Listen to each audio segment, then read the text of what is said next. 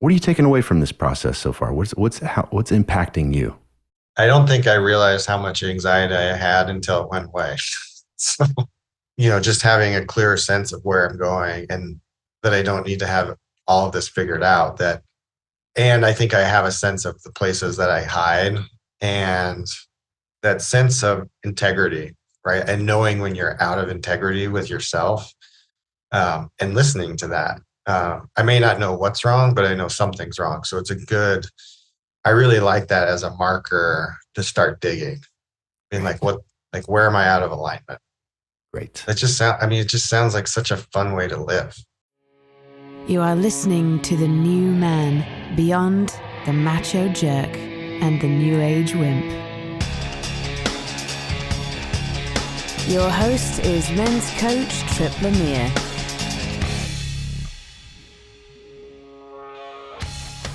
Do you feel like you're wasting time on the wrong path?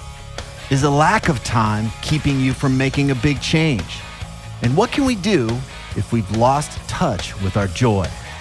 Today, I'm talking with an emergency room surgeon who's making the moves to change careers. That said, he's anxious, he's worried, he's being pulled in too many directions, and he feels like he's missing the boat. In this conversation, we identify the limiting beliefs killing his confidence and learn how clarity and integrity provide satisfaction, even if he hasn't crossed the finish line yet.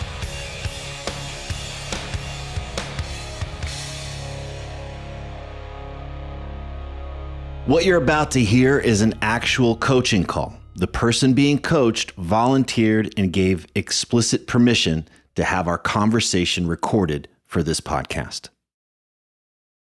What feels like just a place to start? Who knows where we're going to go, but what feels like it's a place to start the conversation? So I've been trying to journal in preparation for this and really what's top of mind for me. And I think what keeps coming up again and again and again is bringing more joy and especially more aliveness into my life. There's this picture from probably 6 or 8 years ago, after one of the best days of skiing I've ever had in Alta, Utah, and we're sitting at the bar, and there's just this look of that happy exhaustion you have after a great physical activity, and pure joy. I look at that picture and I'm like, where did that go? I want more of that in my life. Okay. And is it your expectation that can be a constant state that you experience? No. Oh, no. It just feels, so, probably for the last 4 or 5 years, I wouldn't say it feels like a grind, but a lot less joy for sure. And part of, I think it started, one of my best friends passed away almost 5 years ago now. From brain cancer, the one who I would always be skiing with, and he was kind of the one that was always leading the way and being like, come on, we got this, let's go. And then being in healthcare the last couple of years with COVID has been a grind for sure. So it's almost in some ways like I've forgotten what that looks like. But I certainly don't think that it's all daisies and fun all the time. It's not that, but I do think that's an important cornerstone for me, an important foundation to be approaching the rest of my life from that place. That's great because we can get through. A lot of us are just getting through life what do I do so that I'm not uncomfortable? What do I do so that I don't lose money? Or what do I do so that I don't look like a moron? That's their aim and their focus. And I'm hearing from you is wait a second, I want to be orienting towards more joy and aliveness. Yeah. There's certainly that scarcity fear. I'm in my career, I'm pivoting. I'd like to get out of medicine in the next couple of years. And I've, in the last year or two, I've started doing financial planning for my colleagues, which is having those deep conversations with them is so much fun for me. And it's really meaningful and really impactful. But I feel two things coming up there. There's all that scarcity. And part of that comes from growing up in a family that was really poor and broke. I remember like going to the store on food stamps, and I'm like, I never want to feel that again. And then there's the whole identity piece of having trained for 20 years to be a doctor, right? Like walking away from that. Okay. So I want to orient my life towards more joy and aliveness. I want to do the things that allow that into my life. And I think it's important I use that word allow on purpose, because if we have an achiever mindset, we think that joy and aliveness is something we can achieve. It's something at the end of a thing. And it's actually more of a subtractive process. We have to remove things in order for joy and aliveness to just simply arise. We could go into a much longer conversation around that. But we don't want to stack joy and aliveness on top of a to-do list. But nonetheless, we do need to create the circumstances for us to just simply allow that into our lives. So, and then there's this, I'm hearing the obstacle is scarcity and identity. And I want to dig into those a little bit more. Sure. So you want to pivot away from medicine and get into more financial planning, because there's more meaning there and there's more connection. It sounds like you really have, I just hear it in your voice when you're talking, there's more purpose there and you just enjoy it. You enjoy the process. Yeah, I do. And they're deep, impactful, and really meaningful conversations that I get to have with dear friends and colleagues, and open their eyes to what's possible. And yeah, in my current career, I'm bored out of my mind. It sounds crazy, but I'm bored out of my mind. I've been doing the same thing now for 15 years, the exact same way. Mm-hmm. And even though what I do on a day-to-day basis is very meaningful for a lot of the patients, I am so terribly bored. Great. When you describe it, I've been doing the same thing for 15 years the exact same way. That doesn't sound crazy at all. That sounds boring. Right? It's not crazy. And if we think about where flow states come from, you described coming down, being able to ski. Flow states are where our skill meets the challenge. And so if the challenge is no longer rising up to our skill level, then we are in danger of just sleepwalking through life. So we want to be right at that edge, and that's where we really enjoy our work. And it sounds like the financial planning piece is challenging you. You're developing a skill set there, and it's more engaging for you. Okay. All right. So you tell me then. I want to make this pivot, but I can't because why? Oh man, there's so much like head trash that comes up, right? It's it used to be, what will people think? And since I've gotten past all that and just started doing it and actually have clients now, that piece has gone away. I think my biggest hurdle right now is time and being really accountable for my time.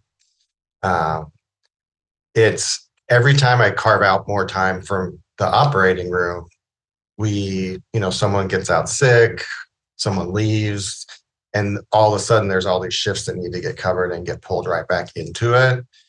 So I tell myself that I don't have enough time. On top of all that, we have a 18-month-old at home who is so much fun and is the center of my life. I had no idea what I was missing. And it's forced me to be really intentional with saying no to more things, which, so there's I feel like there's this conflict. I want to be home. I want to spend time with my family. And I'm also trying to build this new business. And it's almost like I'm using time as an excuse not to really dive into it. Why do you say that? Well, it's been building, and I do, I feel like I'm bringing on 1 or 2 new clients each month.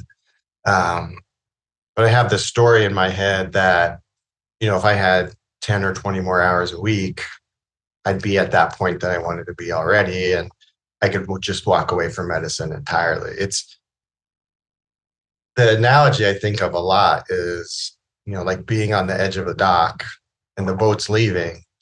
And I'm still holding on to the dock for dear life. and the boat's still leaving. And I either, I have to pick one or the other, or I'm going to fall in the water. This either or scenario that you've created here, and I think this is just what humans do. I think this is what we do, is a joy killer.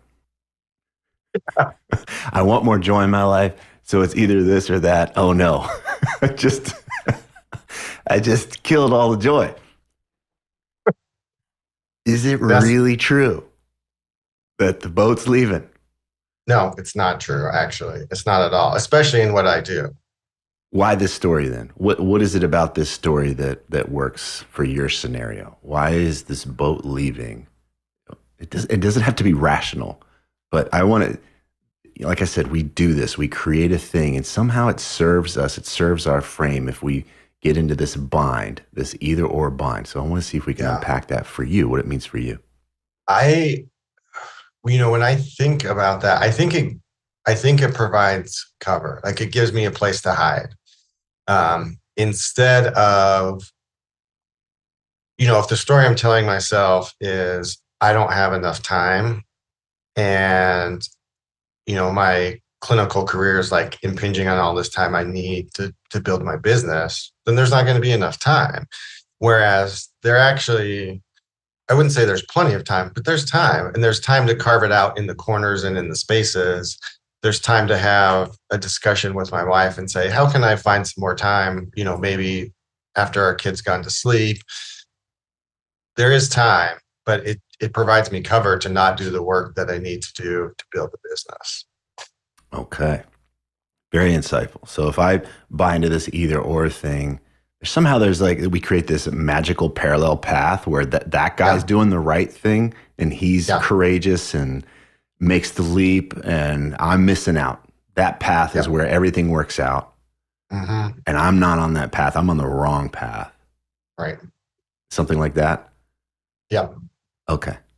And by getting stuck in this debate with yourself, you're distracting yourself from what's the work? What's the work that needs to be done? I mean, there's like the day-to-day stuff of taking care of current clients, right? Whatever those issues might come up. But really, for where I am in the business, it's kind of on the marketing end of things, of making myself feel seen, right? Like letting my colleagues know what I'm doing and how I can help them. And that could be writing, that could be doing, there's lots of physician-oriented finance podcasts to be on, and I've done some of that. It's doing that kind of stuff to get my name out there. So if we start to drill in, we get out of this drama of, oh no, the boat's leaving, I'm missing out, tick-tock, clock's ticking down. We can start to focus just on what's the work to be done. And then we're up against, I've got some vulnerable work here. I'll be seen. Yeah. Okay. Yeah. It feels very vulnerable.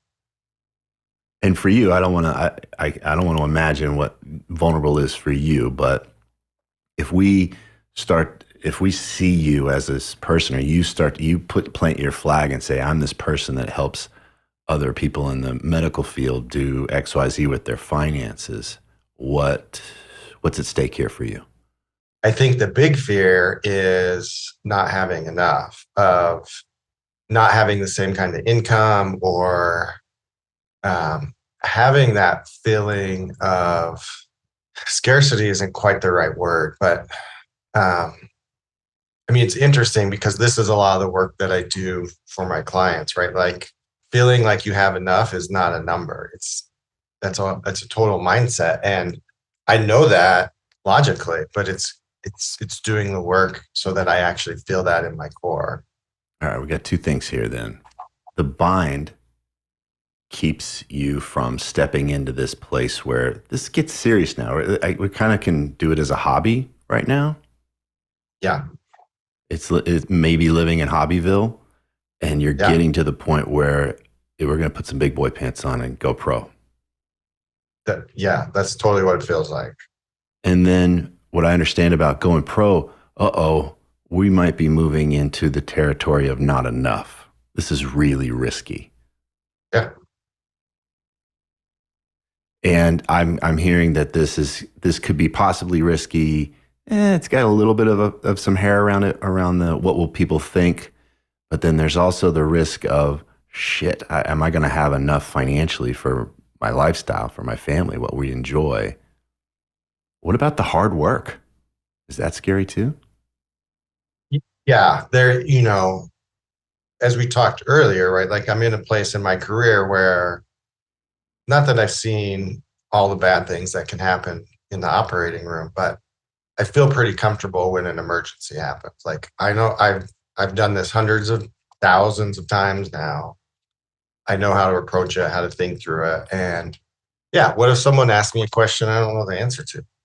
I'm supposed to be the guy that has all the answers. Like that's the story that I'm telling myself in my head.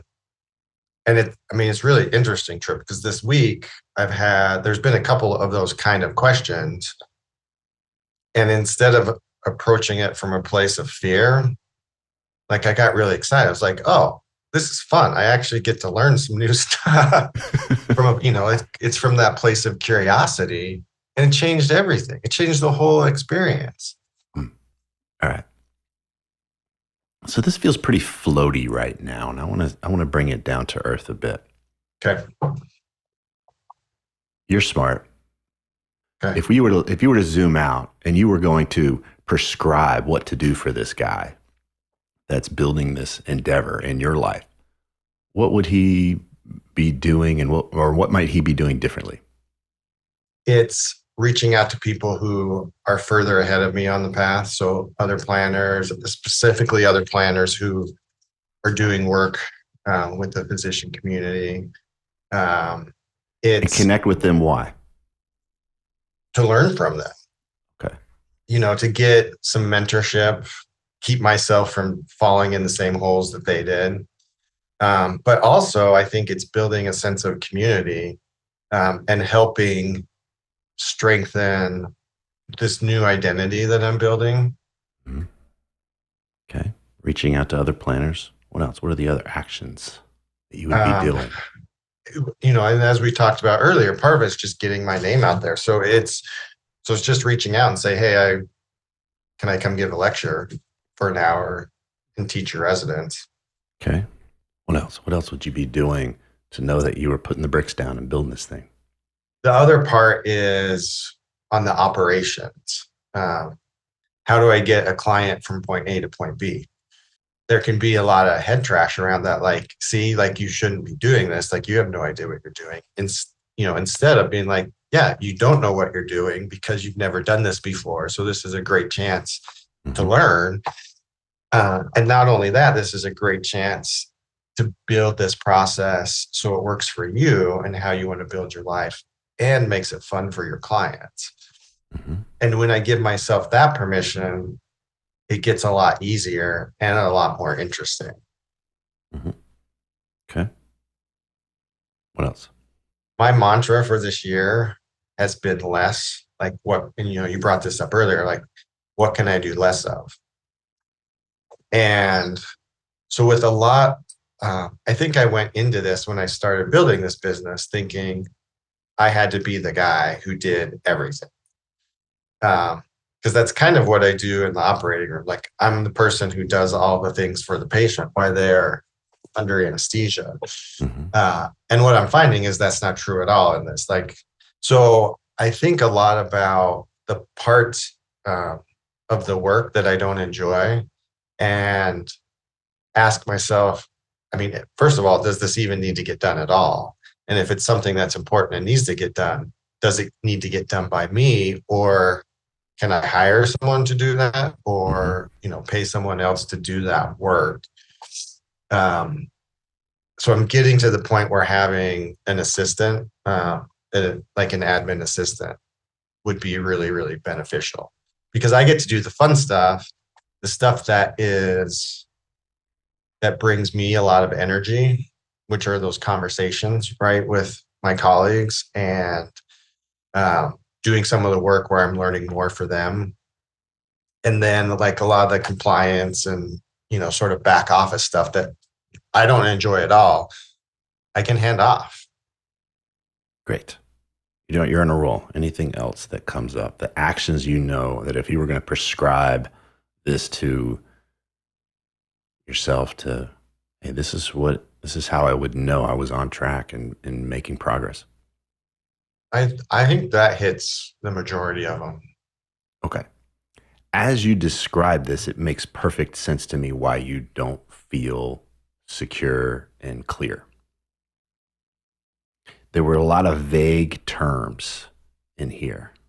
Right. So if we zoom out and we want to think that anxiety this is Chip Connolly's equation, right? Uncertainty times powerlessness equals anxiety. So I'm not sure what's going on. I'm not sure what to do. And I don't even really fucking know what to do right now.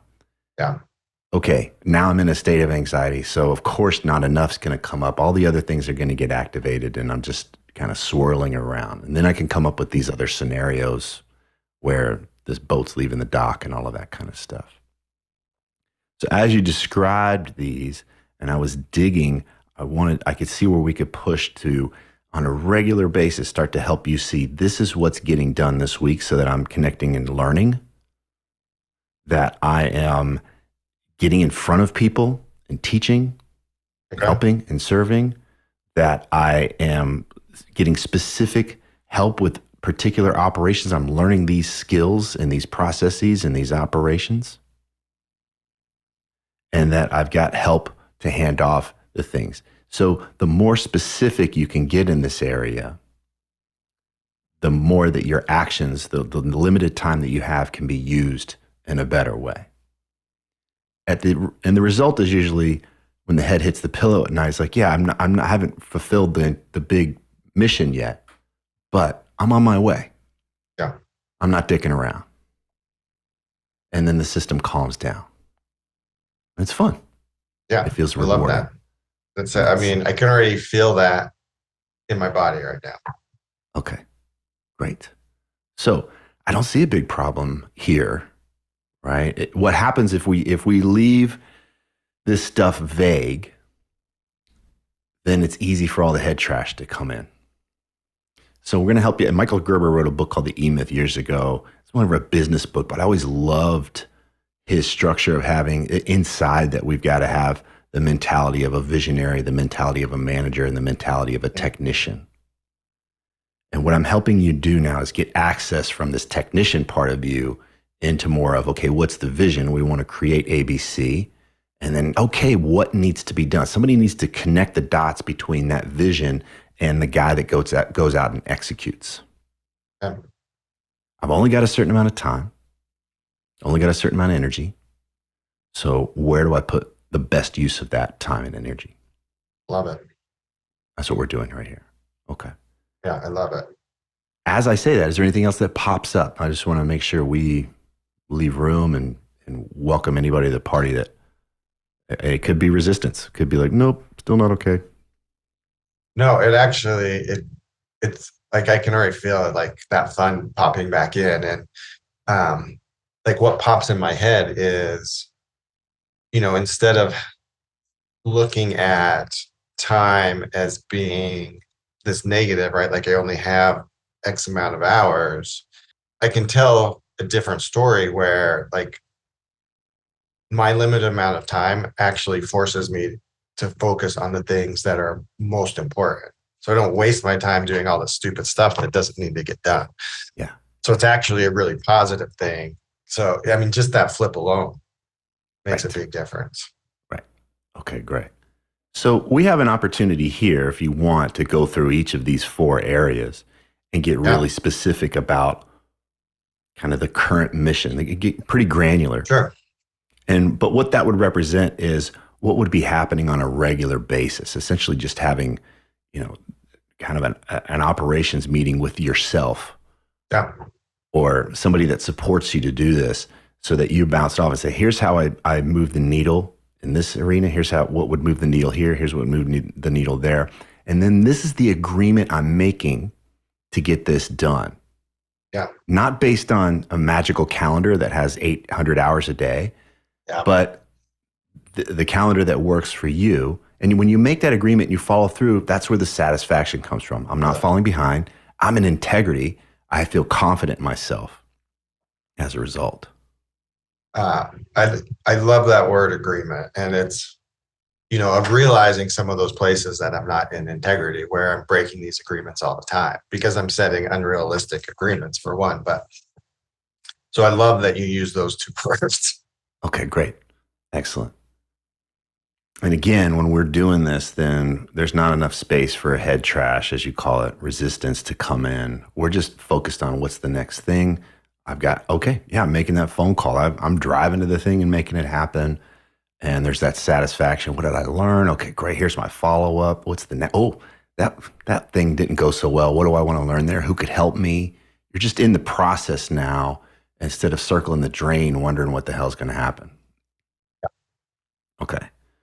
So, like I said, we can now start to zoom in and figure out, get in the trenches here and figure out what you want to do. But I just want to touch base because I want to come back to the part of you that's feeling the scarcity and the identity and what people think. How are they doing as we go into this direction?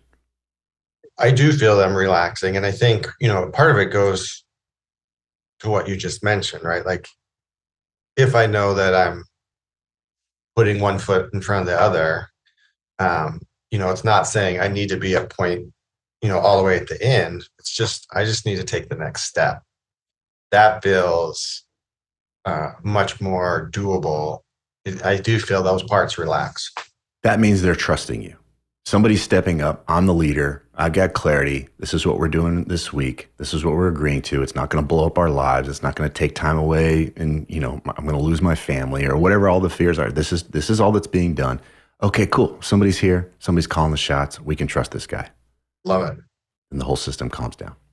Okay, great. I want to highlight something here because you have an internal guidance system.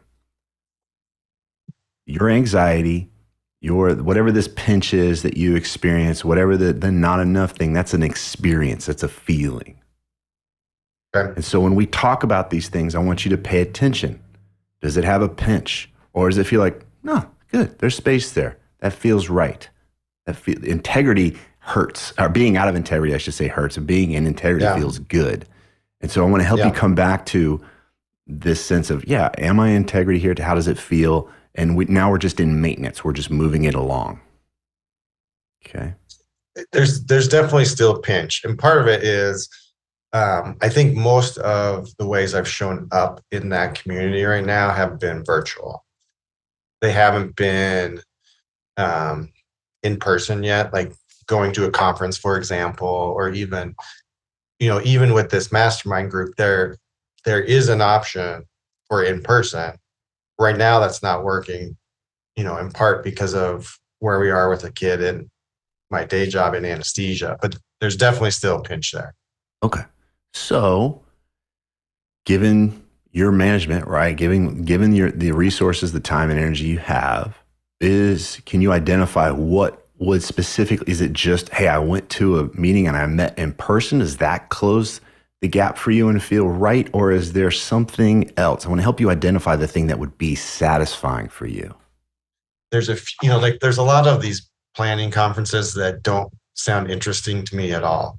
But there's a few that are more targeted on, say, like mindset and behavior and how to have really meaningful, connected conversations with your clients around their purpose and what drives them and what, what's most important to them, and using money as a tool to help them achieve those things. But really, how do you have some of these more difficult conversations with your colleagues? That sounds more interesting to me. Okay. So there's two layers to this, at least. One is I would get in person and go learn in person. But I heard more of what this is pointing towards, which is I want to get good at having these difficult conversations, at drilling down to what's meaningful and why, what's the purpose for doing X, Y, Z. Yeah, absolutely. Okay. So I want to help you with that because you can get good at going to conferences and not really learn dick. So, right. Okay. So if we come back to ultimately, I want to get good at these difficult conversations. Now we can start looking for those opportunities. Is there a way to, yes, I can learn, I can observe, and then where could I practice? Yeah, I love that. I mean, that sounds fun. Scary, Okay. but fun. All right. So now we have a mission to just a short-term mission is just to clarify what's the best way to learn how to have these conversations. And then we can identify the path for you so that over the next however many weeks, you can start to develop that foundation. You'll always be expanding that. But now we're getting clear. So we've gone from, I want to connect with other planners and mentorship to right now, I want to learn how to have these tough conversations and go in, I want to go deep with people. That's a mission. Okay. Does that fit? Yeah. Yeah. Okay. You see how we just went from kind of foggy and vague to zoop right Yeah. in? No, it feels crystal clear. Great. Okay. But really, it's diving in and doing the work and having those conversations, providing the space for my colleagues, and taking the time to reflect on where I still need to do the work. I love this because what you're naming is another comfort zone for a lot of people, which is they confuse learning with practice. Yeah. I'm listening to the podcasts. I'm reading the books. Yeah. I went to the conference. I still really don't know what the hell I'm doing. Like when I get into that scenario, I don't know what to do. And you know this very well from your own work. So I love that we can highlight the difference here and what might be most satisfying for you if you have a limited amount of time is practice. Yeah. And I'll tell you, it's the first half of that is a great place that I know I can hide for years. There's just one more, I need to learn this one more thing before I can do the work. Yeah. So, and it doesn't help. It doesn't get me anywhere. Great. That's one of the things we talk about allowing, right? Is like, oh, I'm doing that thing where I need to be, mentally I need to understand this top to bottom. Whereas there's more of a embodied sense of how to do this and catching that. Oh, I can start to minimize some of this learning stuff because that's part of resistance is need to learn more. I'm not ready. Yeah. Yeah. And then let's just go in there and start breaking things and figure out how to put them back together. Right. Okay. Beautiful. Vague, specific. And we're getting into a deeper question for you as you look at your day or your week or your month and saying, what would be satisfying? What would really be satisfying? Oh, I'm doing this stuff now. I'm really learning it. Anxiety lives in vague, and your confidence and your ease comes with structure. Yeah. I mean, it's so stupid to me that I've made this such a boogeyman because it just doesn't even need to be a thing. Whatever. We're turning into it. We're knocking it out right now. We're killing it. Okay. So let's zoom out. We started out with all this head trash, kind of this big bind. Everything's going to fall apart if you don't jump on this boat that's moving away. And now we're into the process. We're actually doing it. We're asking ourselves what would be satisfying. We're going to make clear agreements about what is to be done short term in service of this long-term goal that you have. And as a result, we can create a sense of integrity within ourselves. Peace of mind arises as a result. The system's already calming down, as you said. Okay. Now, there's how we really honor integrity is we give a timeline to these things. Now, this is where your manager comes in. It's not going to all be done in 24 hours. So where does that feel satisfying? Given that you're a father, you've got this other gig, family, playtime, etc. So let's clarify that so that when your head hits the pillow at night, you're not like, oh my gosh, I didn't get everything done today. It's not about that. Right. Do you want to define some kind of timelines with these things? Or it could also be something that you follow up with me on if you need to look at your calendar and take into consideration things.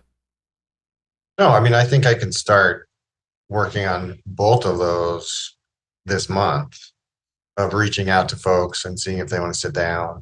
The 2 conversations a month thing, you take a step back. Like what that forces me to do is like think about who I might want to talk to, figuring out how to reach out to those people and let them know what I'm doing, how I can help. So there's a whole nother step of like, okay, well, like I can be doing that on a weekly basis of like going through my network and thinking about who I haven't talked to in a while and who I just want to say hi to. And that's one of those consistency things that builds up to those conversations. Great. Okay. What I want to add to this is a regular interval where you zoom out and you have this conversation with somebody. Maybe it's somebody in your mastermind, maybe it's a coach, maybe whatever it is, but you access this high level view of where you're going and what's going on and what are the next steps, what are the missions. That needs to be part of your process so that you're not just reacting to things as your technician throughout your day. Yeah. So what would be a regular interval for you to just zoom out and tap into these things and have that strategy meeting with yourself or with somebody else? I think that would be easy to incorporate into like the current monthly mastermind that I'm doing with this group. I mean, it's a perfect format for it. And it's a perfect place to have people push me a little bit and hold me accountable. Great. So what I want you to leave those conversations with, or what's the mission, right? Where am I headed? Yep. And then what's the action? What am I completing and by when? Yep. And your guidance system here is feeling that pinch.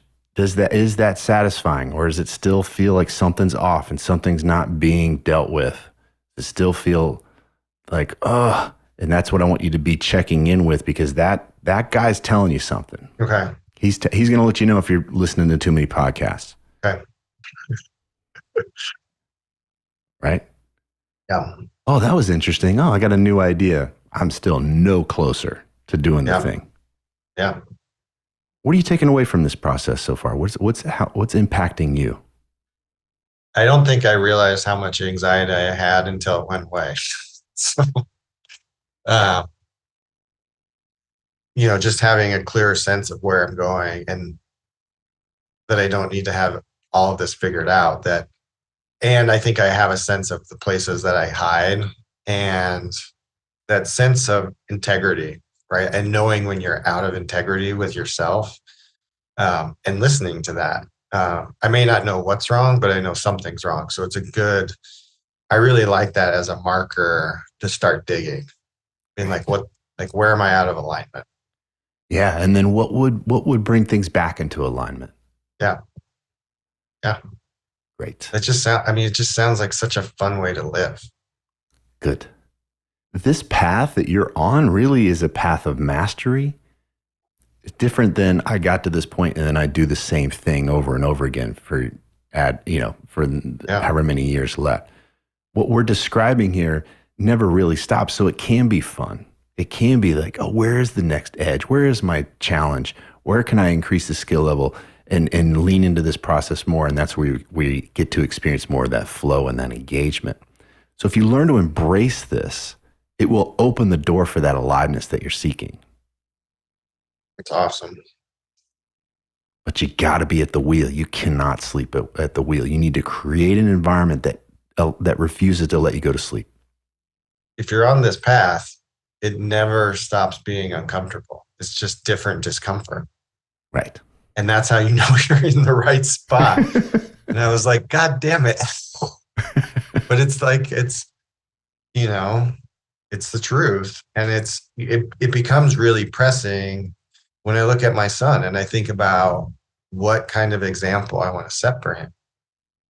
And living a life without regret and being passionate and really seeing what I'm capable of. Like, it's not like it's not rocket science stuff, but it's like such powerful lessons. And so when I see how he looks at me and how he follows me all the time, it's terrifying. Like, he's always watching. And so it's a really powerful reminder that, like what an example I will be in his life. Great. What I love is it's not about being perfect. No. It's about, hey, I'm scared. I don't know something, but I can learn and I can step into that fear. And I think that's different from what I hear kind of like old school fathering, which is I'm never scared and I got my shit together all the time. And then, he's falling Yeah. apart inside, Yeah. trying to maintain that. No, it's one of the benefits of being an older dad is like, there's fewer things I give a shit about for sure. And I mean, if there's one thing I've learned so far, it's really being present and devoted to the kiddo and my family. Like like the best thing I can do for them is really be there, not be in my head, not being, like be there. Yeah. It's inspiring, man. I'm grateful you're doing this, and I'm grateful that you're in touch with why you're doing it on such a deep Thank level. Yeah. Thank you. Really appreciate that. Thank you. All right, my man. Anything else that would help you today? No, you've been great. Despite you saying otherwise, this has been a lot of fun. Great. If these interviews are helping you, please leave a positive review on whatever podcast app you use so that others can discover the show more easily.